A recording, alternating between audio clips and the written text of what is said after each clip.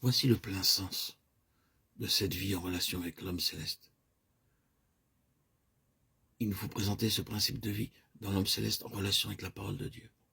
Car la parole de Dieu est très étroitement liée à cette vie. Et cette vie est très étroitement liée à la parole de Dieu. Toutes les deux comme étant dans l'homme céleste, lui, la vie et la parole. Ceci à tel point que ne sont pas des choses en lui, mais il est ce qu'elles sont. Il est la parole et il est la vie. La vie et la parole sont en lui, comme son être même. Mais cependant, la parole est expression aussi bien que personne.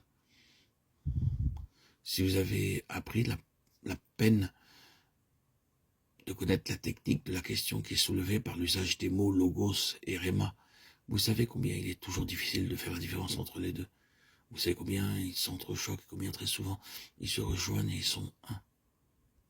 De même que la personne a l'expression et l'expression est celle de la personne, il y a une différence et cependant ils sont tous les deux liés à la personne. Tandis que nous poursuivons, nous verrons ce que cela signifie.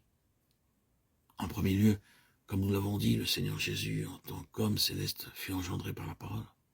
L'ange visita Marie et lui présenta la parole de Dieu et attendit qu'elle y réponde avant qu'il puisse avoir un résultat vivre.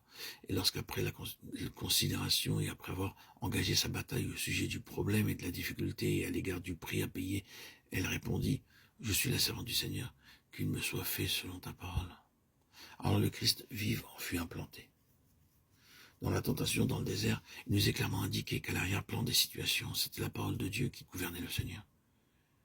Chaque tentation était affrontée avec la parole de Dieu.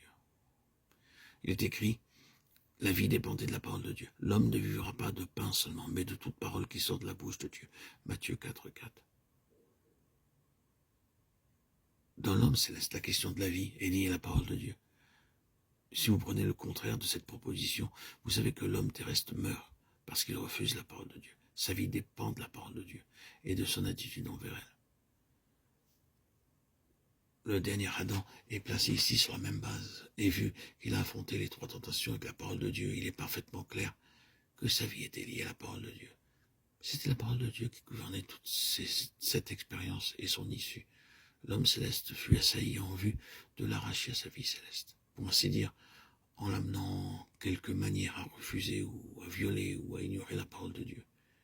Il a maintenu sa position en tant qu'homme céleste dans la vie sur la base de la parole de Dieu. Non seulement il fut engendré par la parole et testé par elle, mais en troisième lieu, Christ fut gouverné tout au long de sa vie par la parole de Dieu. Toute la loi et les prophètes s'appliquent à lui. Il a dit aux chefs juifs, vous sondez les Écritures parce que vous pensez avoir en elles la vie éternelle. Ce sont elles qui rendent témoignage de moi. Jean 5, 39. La suggestion qui se trouve là ne frappe pas immédiatement notre considération, mais elle vaut la peine d'être notée. En fait, il disait, dans votre examen des Écritures en vue de la vie éternelle, c'est la personne dans les Écritures que vous avez besoin de connaître. C'est en lui, en qui les Écritures sont concentrées, que se trouve la vie éternelle. C'est là la force de la déclaration. Ce sont elles qui rendent témoignage de moi. De nouveau après sa résurrection, quand avec les deux disciples sur le chemin d'Emmaüs, il est dit de lui que, commençant par Moïse et par tous les prophètes, il leur expliqua dans toutes les Écritures ce qui les concernait. Nous notons le fait donc que toutes les Écritures s'appliquent à lui. Il a incarné et accompli toutes les Écritures. Tandis qu'il se trouvait ici-bas sur la terre et à propos d'un certain déplacement, d'un certain acte, d'une certaine expérience, d'une certaine déclaration, combien souvent dira-t-il, afin que l'Écriture soit accomplie. Si vous n'avez jamais relevé toutes les circonstances où cela se présente, vous devriez le faire.